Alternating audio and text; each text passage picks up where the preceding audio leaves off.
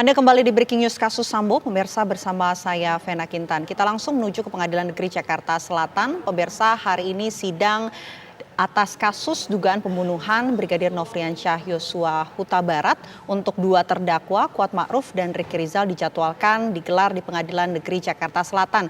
Gambar yang Anda saksikan saat ini, pemirsa, adalah suasana langsung dari ruang sidang utama Pengadilan Negeri Jakarta Selatan, di mana saat ini tengah menunggu persidangan yang sebelumnya sempat diskors akan kembali dimulai untuk terdakwa Ricky Rizal dengan agenda sidang pembacaan nota pembelaan ataupun sidang pledoi. Nampak majelis hakim memasuki ruang sidang utama, disusul dengan terlihat terdakwa Ricky Rizal yang sudah berada di ruang sidang utama untuk kemudian mendengarkan ataupun menyampaikan pembacaan nota pembelaan yang akan dibacakan oleh penasehat hukum dari terdakwa Ricky Rizal. Sebelumnya, pemirsa, sejak pagi tadi kita telah mendengarkan persidangan untuk terdakwa Kuat Ma'ruf dengan agenda yang sama, yakni pembacaan nota pembelaan. Kita ikuti jalannya persidangan dari ruang sidangan utama Pengadilan Negeri Jakarta Selatan berikut ini.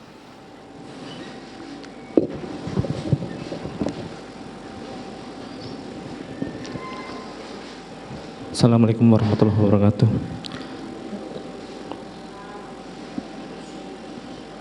Bismillahirrahmanirrahim. Yang mulia majelis hakim, yang terhormat para jaksa penuntut umum, yang terhormat para penasihat hukum, serta hadirin yang saya muliakan. Dalam kesempatan ini izinkan saya memanjatkan puji dan syukur kehadirat Allah Subhanahu wa taala karena atas segala rahmat dan karunia-Nya sehingga saya dapat hadir mengikuti sidang penyampaian nota pembelaan saya pada hari ini.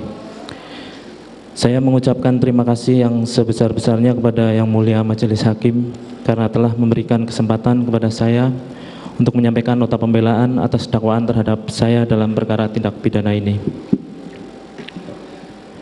Yang Mulia Majelis Hakim, saya merupakan seorang anggota Polri. Saya dididik selama 11 bulan dan setelah dilantik saya ditempatkan di Polres Brebes, Polda Jawa Tengah. Selama saya bekerja sebagai anggota Polri di Polres Brebes, 3 kali saya dipercaya menjadi driver atau penajudan Kapolres Brebes, yaitu pada tahun 2009, 2010, dan 2013. Saya selalu berusaha sebaik mungkin menjalankan tugas dan tanggung jawab saya dimanapun saya ditempatkan. Pada tahun 2013, Bapak Ferdi Sambo menjadi pemimpin di Polres Brebes. Beliau menjabat sebagai Kapolres Brebes hingga tahun 2015. Dan saya menjadi driver atau ajudan beliau. Kemudian beliau mendapat tempat tugas baru sebagai Wadir Krim Polda Metro Jaya, sedangkan saya dikembalikan ke Satuan Lalu Lintas Polres Brebes. Beberapa kali dipercaya melaksanakan tugas sebagai driver ataupun ajudan seorang pimpinan, secara tidak langsung berpengaruh terhadap pola pikir saya mengenai tugas dan tanggung jawab saya sebagai anggota Polri. Bahwa seorang anggota Polri tidak hanya menjalankan tugas rutinitas saja, tetapi harus dapat berkembang dan berinovasi untuk memberikan pelayanan kepada masyarakat. Dari situlah saya bersama dengan kawan-kawan saya di unit tempat saya bertugas membuat dan mengelola suatu program yang dapat dirasakan langsung manfaatnya oleh masyarakat, seperti program pelatihan berkendara yang baik dan benar bagi masyarakat yang akan mengikuti ujian praktek SIM. Kami namai dengan program Trabas atau Terampil Berkendara Bersama Satlantas, serta sistem pengaduan online pelayanan SIM apabila pemohon SIM mempunyai keluhan atau pertanyaan seputar pelayanan SIM, dan akan langsung dijawab oleh operator pelayanan pengaduan tersebut. Selama saya ditugaskan di Satuan Lalu Lintas Polres Brebes, saya juga dipercaya sebagai operator penilaian sistem informasi pelayanan publik oleh Kementerian Pendayaan Aparatur Negara dan Reformasi Birokrasi tahun 2018, 2019, dan tahun 2020. Operator penilaian survei kepuasan masyarakat dari LSM Gebrak tahun 2018, dan operator penilaian survei kepuasan masyarakat dari Lembaga Penelitian dan pengabdian kepada masyarakat Universitas Pancasakti Tegal tahun 2020. Selain itu, saya juga pernah mendapatkan reward sebagai penerima penghargaan atas dedikasi dalam tugas dan pelaksanaan pelayanan kepada masyarakat sesuai standar operasional prosedur pada tahun 2018 dan 2020. Saya sangat mencintai pekerjaan saya, di samping sebagai jalan untuk mengabdi, menjadi seorang anggota Polri merupakan kebanggaan, impian, dan cita-cita saya. Saya bertugas di Satuan Lalu Lintas Polres Brebes sampai dengan tahun 2021.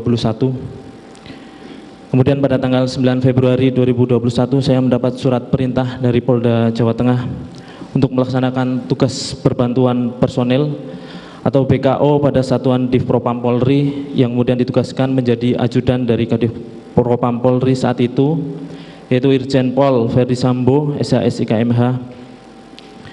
Merupakan suatu kebanggaan tersendiri bagi saya yang saat itu hanya seorang anggota Polri di wilayah, dipercaya untuk menjadi ajudan dari pejabat utama Mabes Polri.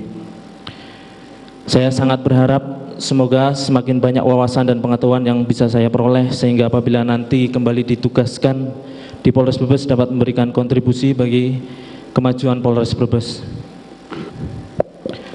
Lingkungan kerja yang baru menuntut saya untuk segera beradaptasi dengan cepat. Ritme pekerjaan, tingkat kesibukan, cara bertindak dalam mendampingi seorang pejabat utama Polri sangat berbeda dibandingkan pada saat saya menjadi driver atau ajudan Kapolres. Tetapi suasana kerja perangkat baik driver, ajudan maupun sipil tidak berbeda jauh ketika Bapak Verdi Sambo menjabat sebagai Kapolres Brebes. Bapak Verdi Sambo, Ibu Putri, serta putra dan putri beliau memperlakukan kami semua seperti bagian dari keluarga beliau sendiri. Beliau juga memperhatikan keluarga kami, kedekatan kami tidak seperti hubungan pimpinan dan bawahan. Tetapi meskipun demikian, kami juga harus sadar dan tahu ada batas-batas yang tidak boleh kami langgar.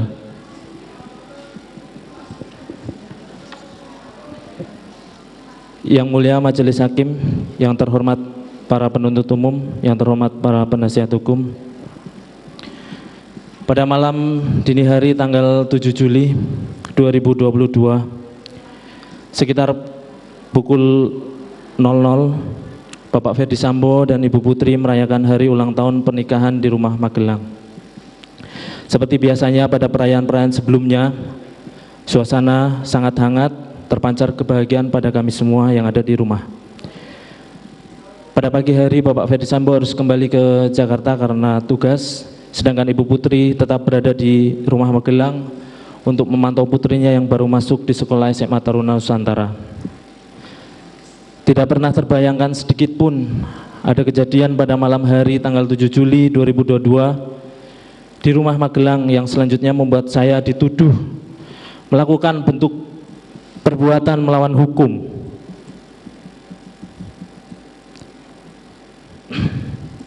Sehingga membuat saya harus duduk di sini di hadapan majelis yang mulia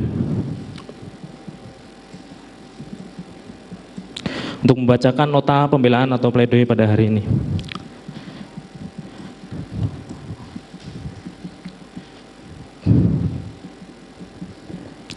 Pengamanan senjata api yang dianggap oleh penuntut umum sebagai bagian dari perencanaan pembunuhan terhadap almarhum Nofriansah Yosua Huta Barat. Dengan tegas saya sampaikan bahwa saya tidak pernah tahu ada rencana pembunuhan.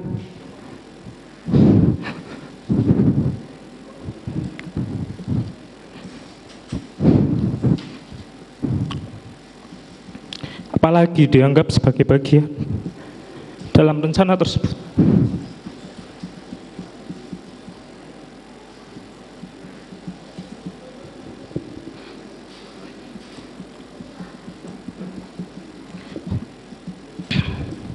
Pada saat itu terjadi keributan antara almarhum Yosua Nofriansah Huta Barat dengan Om Kuat Ma'ruf. Yang berdasar cerita dari Om Kuat Ma'ruf sempat menggunakan pisau untuk mengejar almarhum Nofriansah Yosua Huta Barat.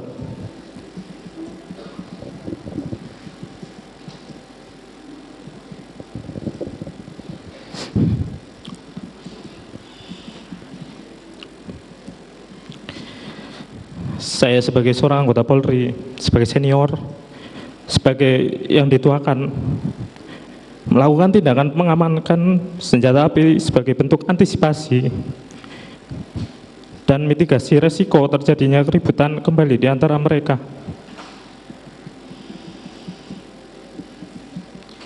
Upaya pengamanan terhadap pisau yang dipakai juga sudah saya lakukan malam itu, dan tindakan pengamanan senjata api sudah saya sampaikan langsung terhadap almarhum Yosua.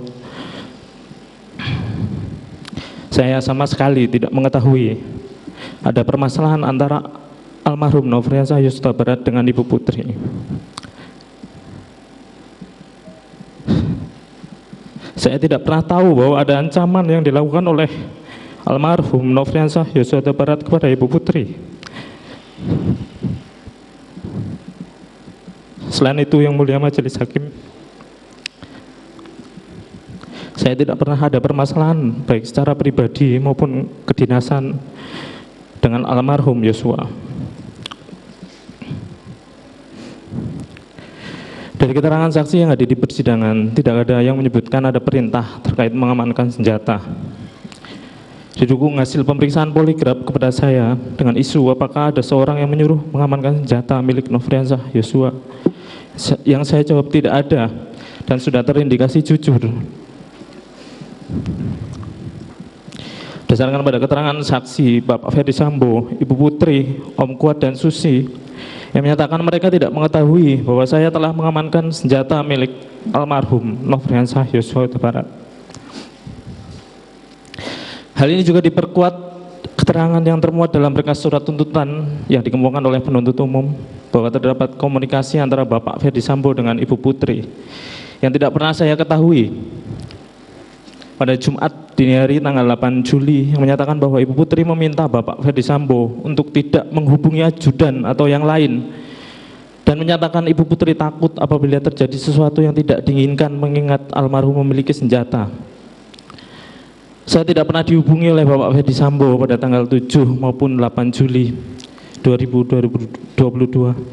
Berdasarkan keterangan saksi yang sudah hadir dalam persidangan ini, termasuk saksi dari operator seluler, menyatakan bahwa tidak ada komunikasi elektronik antara saya dengan Bapak Ferdi Sambo. Hal ini juga dapat dikuatkan dengan melakukan pengecekan terhadap handphone milik Bapak Ferdi Sambo yang sudah disita.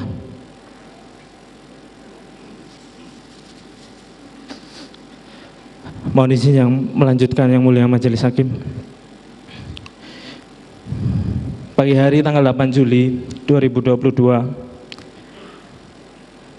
saya diperintahkan secara mendadak oleh Ibu Putri untuk mempersiapkan dan ikut mengantar beliau pulang ke Jakarta. Sebagai seorang bawahan, sudah menjadi hal yang wajar untuk memenuhi tugas dari seorang pimpinan. Dalam hal ini Ibu Putri sebagai istri dari Kadif Propam, perintah yang disampaikan juga jelas, tidak ada kaitannya dengan tuduhan yang mengatakan saya sudah mengetahui dan menghendaki kemungkinan dilakukannya sesuatu terhadap almarhum Nofriansah Yosua Barat. Setelah tidak ada hubungannya dengan perintah backup yang penuntut umum ambil dari keterangan setelah tiba di Jakarta.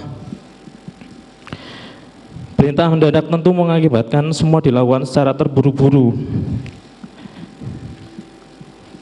termasuk menurunkan barang-barang dan sekaligus senjata api yang telah saya amankan karena khawatir ada keributan lanjutan antara almarhum dengan Om Kuat Ma'ruf pada malam sebelumnya.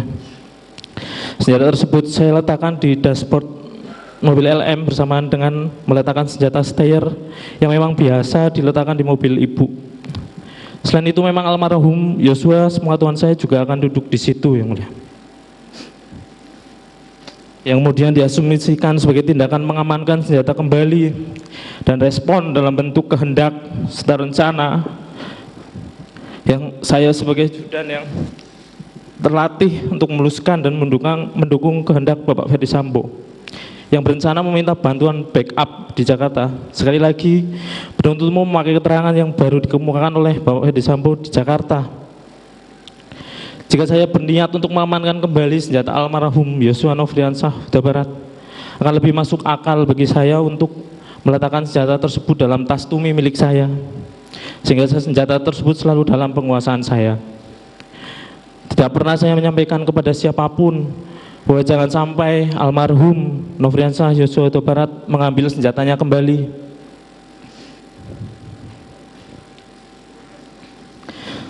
Setelah selesai kendaraan dan barang-barang disiapkan, sudah menjadi tugas saya untuk melakukan pengecekan ulang dalam rumah, memeriksa barangkali masih ada barang milik Ibu Putri yang tertinggal.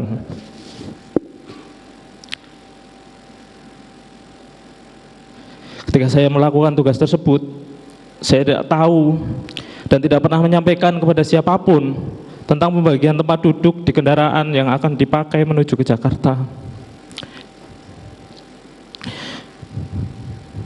Dalam berkas surat tuntutan selalu disampaikan bahwa almarhum Nofriansah Yosua Huta Barat harus selalu diawasi dan dikawal sejak awal berangkat dari Magelang ke Jakarta, pada saat berhenti di rest area maupun saat di rumah Duren 3. Tapi dalam berkas tuntutan tidak pernah menyebutkan perintah pengawasan dan pengawalan disampaikan oleh siapa kepada siapa, serta kapan dan di mana perintah itu disampaikan. Dimulai dari pembagian tempat duduk saat berangkat ke Jakarta yang tidak didukung satupun keterangan saksi atau bukti.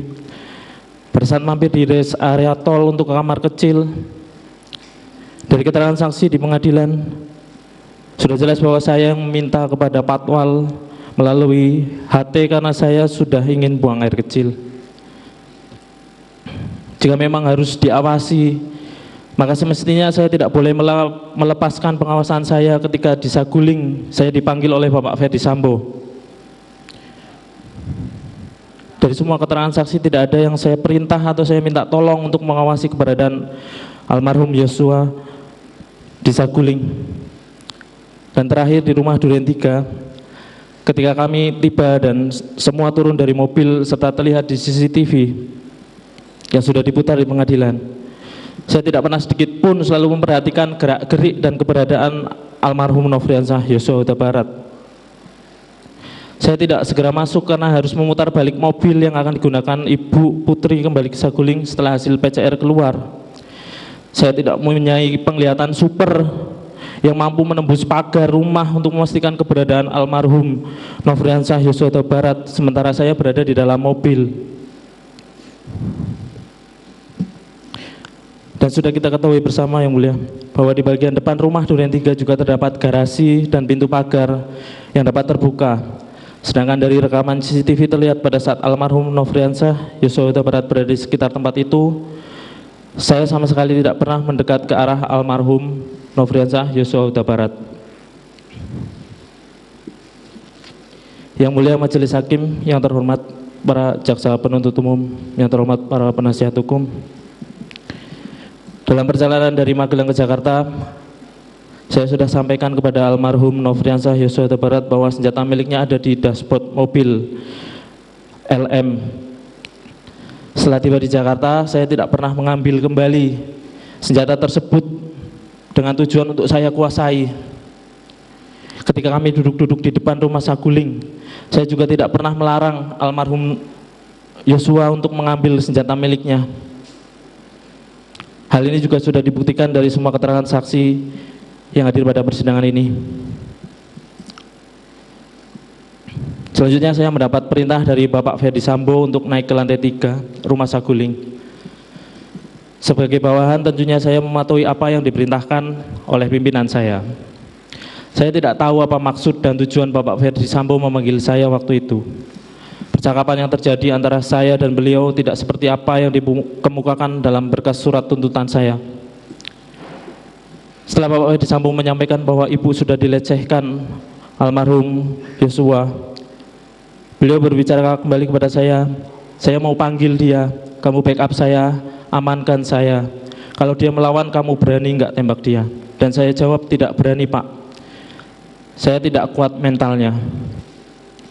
Permintaan yang saya tolak itu disampaikan secara runtut dan langsung, mulai dari panggil, backup dan amankan, serta jika melawan berani menembak atau tidak.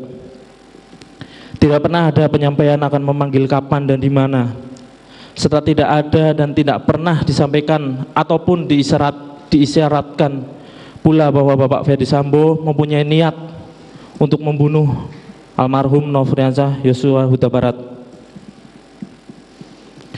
Ketika mendengar bahwa ibu sudah dilecehkan, hal itu sontak membuat saya terkejut dan bertanya-tanya perbuatan sejauh apa yang sudah dilakukan oleh almarhum Yosua kepada ibu putri. Saya turun ke lantai 1 sambil terus memikirkan hal tersebut. Apa yang Bapak Ferdi Sambo maksud dengan pelecehan itu? Peristiwanya di mana yang beliau maksud? Perasaan saya berkecamuk antara bingung, cemas, serta takut. Apalagi pada saat menyampaikan hal itu Bapak Ferdi Sambo dalam keadaan menangis dan penuh dengan emosi. Dalam kekalutan tersebut saya menyampaikan kepada Richard bahwa dia dipanggil oleh Bapak Ferdi Sambo di lantai 3 tanpa tahu apa yang hendak disampaikan oleh Bapak Ferdi Sambo. Saya duduk di depan rumah saguling, hati dan pikiran saya tidak tenang memikirkan perbuatan apa yang dilakukan oleh almarhum Yosua. Saya tidak pernah menyangka jika almarhum Yosua sampai berani dan tega terhadap ibu putri. Yang mulia majelis hakim yang saya hormati, sudah menjadi suatu prosedur dan kebiasaan bahwa setiap kembali dari luar kota wajib bagi keluarga dan perangkat Bapak Ferdi Sambo yang akan menetap untuk melaksanakan PCR dan isolasi. Ketika diminta oleh ibu putri untuk mengantar ke tempat isolasi, sudah sepantasnya saya sebagai bawahan menjalankan perintah tersebut. Apalagi hal itu adalah perintah yang sudah biasa saya lakukan sehari-hari. Semua perangkat sudah tahu urutan kebiasaan dan prosedur yang ada. Ikutnya almarhum Nofriansah Yosua Huta Barat ke tempat isolasi bukan atas ajakan atau perintah dari saya. Dapat kita lihat bersama dalam CCTV, pada saat ibu putri meminta saya untuk mengantar isolasi, saya sama sekali tidak ada interaksi dengan almarhum Yosua dan tidak ada keterangan saksi atau bukti yang menyebut saya mengajak almarhum Yosua untuk ikut ke tempat isolasi.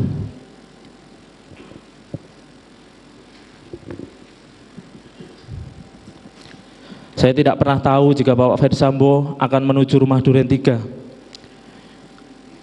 Sepengetahuan saya, Bapak Ferdi Sambo akan menghadiri undangan untuk bermain badminton di Depok seperti yang disampaikan Romer dan Prayogi pada saat kami duduk di depan rumah saguling. Pada saat disampaikan oleh Om Kuat Ma'ruf bahwa saya dan almarhum Yosua dipanggil oleh Bapak Ferdi Sambo, tidak pernah terbayangkan dan terfikirkan sedikit pun bahwa almarhum Yosua akan ditembak dan dibunuh di rumah Duren 3. Peristiwa penembakan terjadi begitu cepat. Ketika saya masuk karena dipanggil dan berjalan mendekat ke ruang tengah, saya melihat almarhum Yosua sudah berada di depan dari Richard dan Bapak Ferdi Sambo. Saya mendengar ucapan jongkok yang diikuti Richard menodongkan senjata kemudian menembak almarhum Yosua.